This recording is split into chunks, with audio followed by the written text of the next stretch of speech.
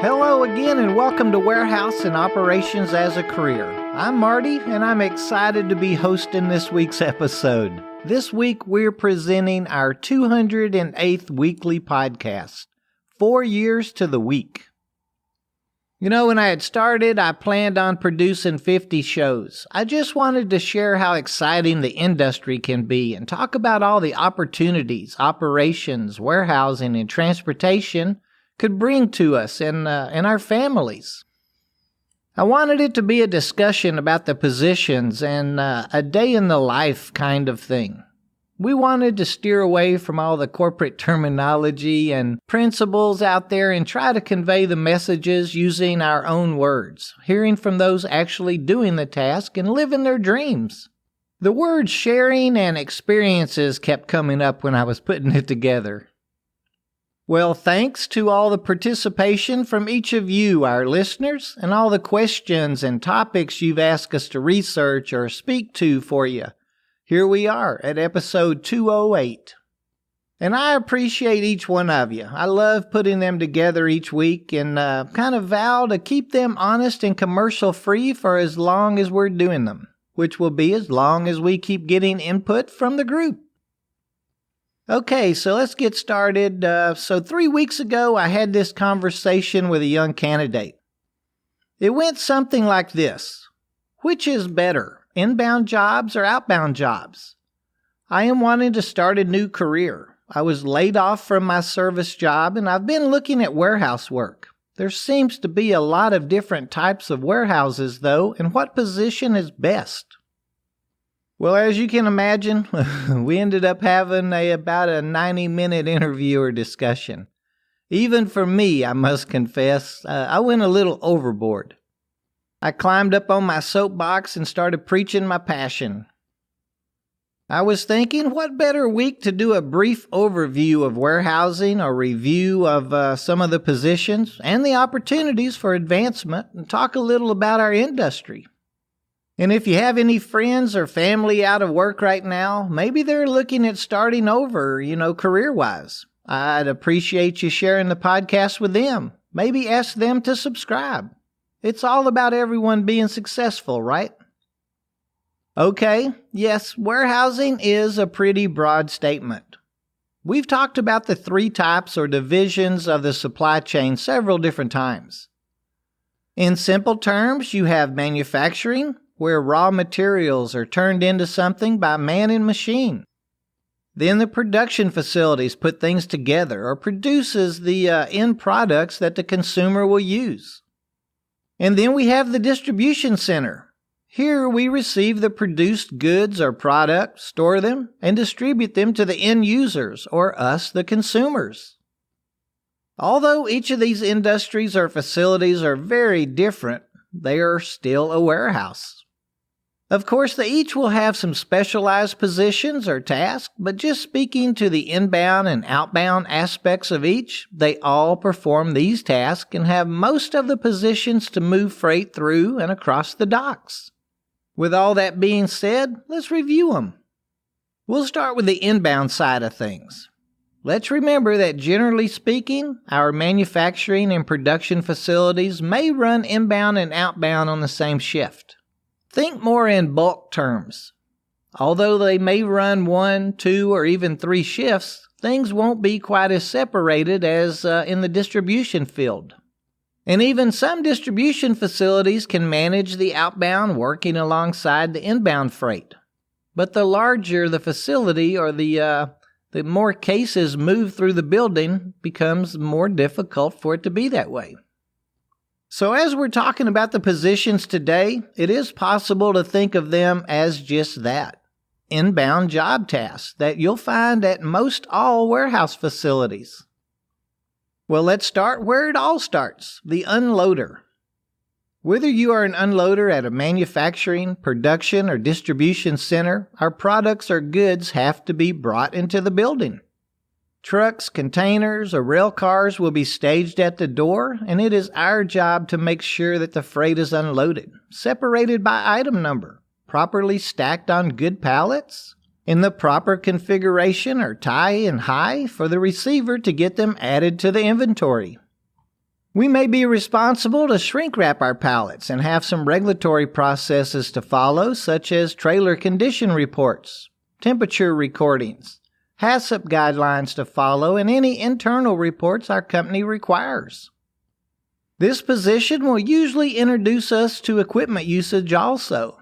It's a perfect position to get a little experience operating an electric pallet jack and even manual units. And of course, we will never operate any type of machinery or warehouse equipment until we have been trained and certified to do so, right? Our employer should offer us our PIT or Powered Industrial Truck Training and certify us to their dock. This is a great position to step into the industry with. From here, one of our next moves may be the pallet runner or maybe even inventory control. Now that our freight is unloaded and staged in the assigned area on the dock, our receiver will match everything up to the purchase order, verify everything on the bill of lading, from the carrier, and sign acceptance for the freight. Yep, he or she is literally writing a check and paying for the load. And this position will carry a lot of responsibility. Any overages, shortages, or damages that are not notated and claimed on the bill of lading will be paid for. It is his or her job to communicate any issues with their merchandising departments and any claims agents that might be assigned to them. The receiver works closely with inventory control, the merchandisers, and warehouse management teams. Our next step from being a receiver could very well be into any one of those areas. This is a perfect task for that detailed and process-driven individual. The receiver is typically promoted from within too, from a fork driver or an order selector, for example. The receiver must be familiar with all of the different types of freight and item numbers in the building. I always enjoyed receiving. We spoke about the pallet runner a bit ago.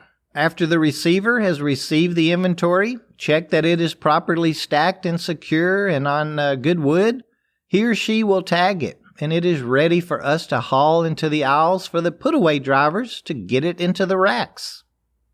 A pallet runner must be proficient at operating the electric rider pallet jack or the dock stocker forklift even. And he or she will need to be a focused and safety-driven individual. We'll be picking up received pallets from the front of the docks and running them to every corner of the warehouse and down every aisle all day long. We'll be working closely with forklift drivers. It's our job to properly stage the pallets where they are accessible to the fork operators, yet in a manner that they can maneuver around them easily. Our next steps from this position could be into selection or even being a forklift operator. Let's see, as we follow a case through the warehouse, the next position we'd see is the put-away lift operator. As a put-away fork driver, we will be lifting, staging, and or placing pallets in the pick locations or up in the reserve racking. This being another skilled position of responsibility will usually be hired from within also. I thoroughly enjoyed my time on the lift. It is a great career position and a team-building position. Whether our product is brought into the aisles for us or we will be running out to the docks to retrieve it, we'll need to be focused on our task at all times. The front docks are busy. They're always busy, and safety is our priority one. If our facility uses a strong WMS, we'll probably scan the pallet tag. It'll tell us the location to take it to, and we'll place it between the crossbars securely while checking the condition of the pallet. When we have successfully racked the pallet, we'll scan the slot barcode or the level indicator to confirm, it's been placed. Then we'll go get another one. Another one of my favorite jobs. I enjoyed my stint as a put-away driver. And now let's switch over to the outbound side of things. First up would be the order selector position. This seems to be the goal for a new boot. I get asked every week, how do I get to be an order selector? Usually, candidates see advertisements for the pay rate, and that's the job that they want. It is an attractive position. It pays well, and it is some of the hardest work that you'll ever do. If you are a high-energy, fast-paced, and motivated individual that likes sticking to themselves and making money, this is the job for you. On the other hand, if you like gossiping and talking a whole lot, you like the hourly pay base systems, well, you may not be a successful order selector. In the high productivity distribution setting, an order selector may be on some type of activity-based pay system or a base, plus cases per hour incentive pay rate. An order selector moves, working smarter and not harder. I know I keep liking every task, but I really enjoyed being an order selector. Challenging and rewarding at the same time. Next would be the replenishment forklift driver. Now this position will be directed to go to the reserves and bring down the pallets of goods to replace or replenish the pick location so the selectors can complete their orders. This is a great position to learn the forklift with. I know it sounds crazy as the outbound shift is usually the more congested shift, more people and more equipment. But I think that's what makes it the perfect learning ground. I mean, things are moving slow. There's no long stretches of travel to be made. We're very focused because we're, in just a few aisles for the whole shift. It gives us plenty of time to improve our skills and get experience. Now, our next step may be into the put-away task, or maybe a frontline management role even. A few more roles we'll see in the warehouse are sanitation, inventory control, and the utility or building maintenance positions. They're all important and necessary positions. I have many friends that have made a career within the sanitation department. With all the regulatory concerns you'll learn about and the ability to follow procedures and processes regarding chemical usage and the daily maintenance list, there are a host of advancements in the field. And then inventory control. If you love numbers and enjoy being the detective, this job is for you. We've done a couple of different episodes on inventory control. Check them out. And yes, I spent about 2 years on the warehouse side of inventory control. Absolutely loved it. I wanted to mention the utility or building maintenance task real quick. If you are mechanically inclined, these positions are easy to get into as a general labor hand. And then once we're in the door, all we need to do is prove ourselves and advance ourselves into whatever position we've planned on and set our goal to be. I've said it before, and I'll say it again. Operations is where it's at.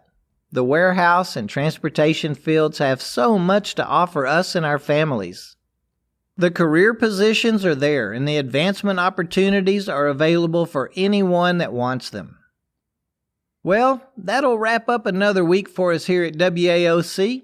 Thanks again for listening, and share the podcast with a friend. Ask them to subscribe too, and we'll do this for another 4 years. Until next week, be safe and share a safety thought with a peer.